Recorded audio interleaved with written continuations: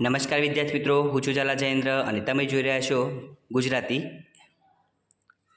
નમસ્કાર વિદ્યાર્થી મિત્રો, હું છું ઝાલા જયેન્દ્ર અને તમે જોઈ રહ્યા છો ગુજરાતી એજ્યુકેશન. વિદ્યાર્થી મિત્રો, આજે હું તમને ધોરણ 7 વિષય ગણિત પૂરક મૂલ્યાંકન 1 2023 અને 24નું પ્રશ્નપત્ર સમજાવી રહ્યો છું. વિદ્યાર્થી મિત્રો, તે તમારે કુલ ગુણ 40 માર્કનું રહેશે અને તેનો સમય તમારે 2 કલાકનો રહેશે. તો નંબર 1 એની અંદર વિદ્યાર્થી મિત્રો, નીચેના દરેક પ્રશ્નના જવાબ માટે આપેલા વિકલ્પોમાંથી સાચો વિકલ્પ શોધીને તેનો ક્રમ અક્ષર પ્રશ્નની સામે પ્રશ્ન 1 એની અંદર વિકલ્પો આપેલા છે. વિદ્યાર્થી મિત્રો, વિકલ્પો તમારે 8 માર્કના રહેશે. તમે જોઈ શકો છો વિકલ્પો કયા કયા છે. વિદ્યાર્થી મિત્રો, લખવાની સ્પીડ રાખવા વિનંતી. જે વિદ્યાર્થી મિત્રો સ્પીડમાં નથી લખી શકતા એ સ્ક્રીનશોટ પાડીને પછી શાંતિથી સારા અક્ષર લખી શકે છે. તમે જોઈ શકો છો પ્રશ્ન 1 એના વિકલ્પો. હવે પ્રશ્ન 2 પ્રત્યેક વિધાન સાચું બને એ રીતે ખાલી જગ્યા પૂરો. ખાલી જગ્યા પણ તમારે 8 માર્કની રહેશે અને કઈ ખાલી જગ્યા છે તમે જોઈ શકો છો અને પ્રમાણે લખી શકો છો.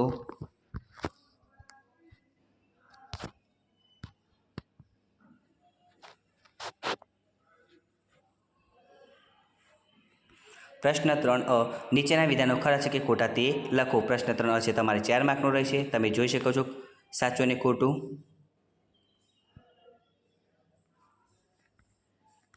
બ માગ્યા મુજબ કરો. બ તમારે 4 માર્કનો રહેશે. વિદ્યાર્થી મિત્રો, નંબર 1 નીચેના પૂર્ણાંકોને ચડતા ક્રમમાં ગોઠવો. નંબર 2 નીચેના પૂર્ણાંકોને ઉતરતા ક્રમમાં લખો. પ્રશ્ન 4 પૂર્ણાંકોના યોગ્ય ગુણધર્મનો ઉપયોગ કરી નીચેનાનું સાદુરૂપ આપો. તો પ્રશ્ન 4 છે તમારે 2 માર્કનો રહેશે. વિદ્યાર્થી મિત્રો, તમે જોઈ શકો છો અને પ્રમાણે તમે દાખલો ગણી શકો છો.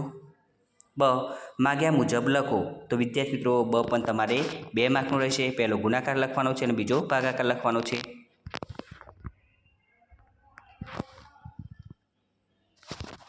નંબર 3 ક 4 વિદ્યાર્થીઓને ગણિત અને વિજ્ઞાનની પરીક્ષામાં નીચે પ્રમાણે ગુણ મેળવ્યા છે. માહિતીનો દ્વિલંબ આલેખ તૈયાર કરો. તો વિદ્યાર્થી મિત્રો, આલેખ તમારે 4 માર્કનો રહેશે. તમે જોઈ શકો છો અને એ પ્રમાણે સરસ મજાનો એવો આલેખ તમે તૈયાર કરી શકો છો.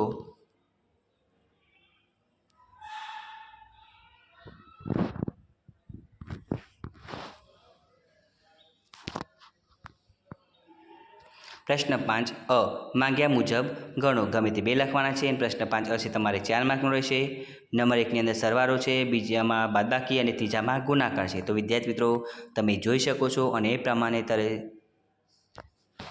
પ્રશ્ન 5 માંગ્યા મુજબ ગણો. ગમે તે 2 લખવાના છે વિદ્યાર્થી મિત્રો અને 4 માર્કનું છે. તમે જોઈ શકો છો નંબર 1 સરવાળો, બાદબાકી અને ગુણાકાર. જે વિદ્યાર્થી મિત્રો સ્પીડમાં નથી લખી શકતા એ સ્ક્રીનશોટ પાડીને પછી શાંતિથી સારા અક્ષર લખી શકે છે.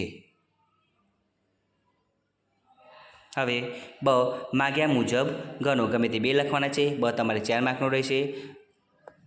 નંબર 1 10 વિદ્યાર્થીઓના વજન કિલોગ્રામમાં નીચે પ્રમાણે છે. આ માહિતીની સરાસરી મધ્યક શોધો. 30, 39, 35, 35, 39, 40, 31, 36, 35 ને 40. તો મધ્યક તમે જોઈ શકો છો. આપેલ અવલોકનનો સરવાળો ભાગ્યા કુલ અવલોકનની સંખ્યા. તો વિદ્યાર્થી મિત્રો, તમે પણ આ રીતે સરસ મજાનો દાખલો ગણી શકો છો. હવે નંબર 2ની અંદર નીચેના પ્રાપ્તાંકોને મધ્યસ્થ અને બહુલક શોધો. તો વિદ્યાર્થી મિત્રો, એનો પણ દાખલો તમે જોઈ શકો છો.